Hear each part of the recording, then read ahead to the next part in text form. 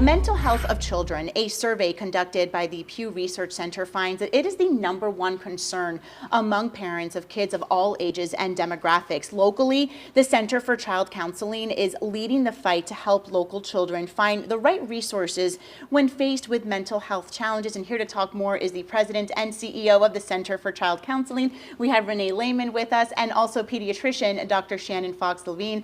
Ladies, thank you so much for being here with us this morning to talk about what is a very important and critical topic. So Renee, we'll start with you. What are you seeing with children's mental health right now? Well, nationally and locally, we have a youth mental health crisis. About 1 in 4 children are experiencing some sort of mental health concern.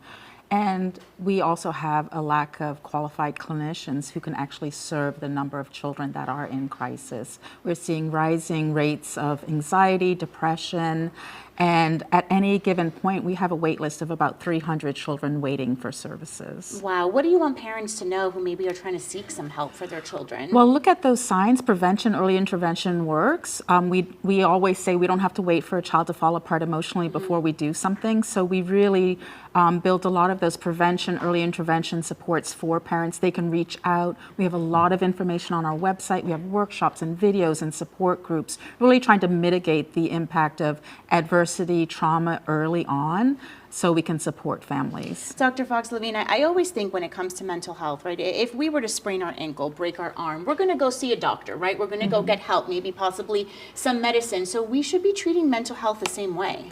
Mind-body connection, right? The mind is the body is the mind. So separating out mental and physical health doesn't really make sense.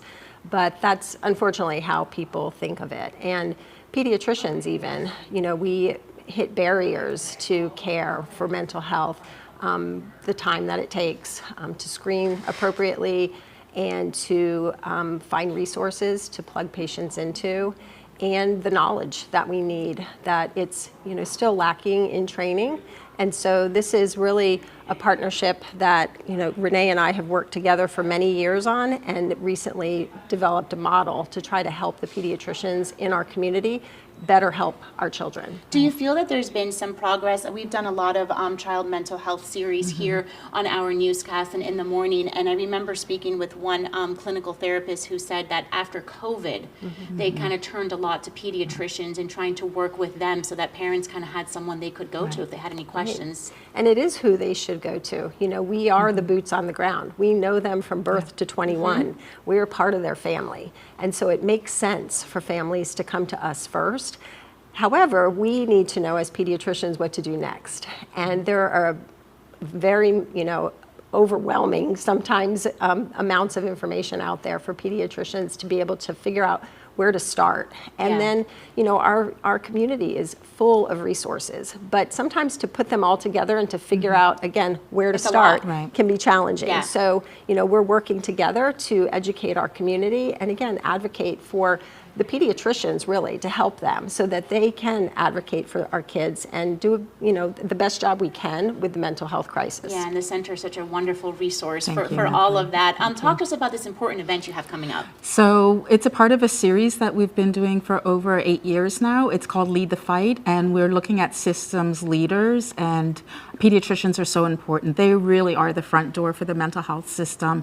So we are providing a series this year. Tonight we launch it with Shannon and some of our team that are going to really provide education to over 70 people that will be in attendance tonight, primarily pediatricians. Thank you so much for all the work you're doing for our children here in our community. If you would like more information on the Center for Child Counseling, we've put a link on our website, WPBF.com. So just go there, click on that, and everything we just talked about, along with all of those resources that Renee and Dr. Fox-Levine mentioned, they'll all be there for you. Sandra.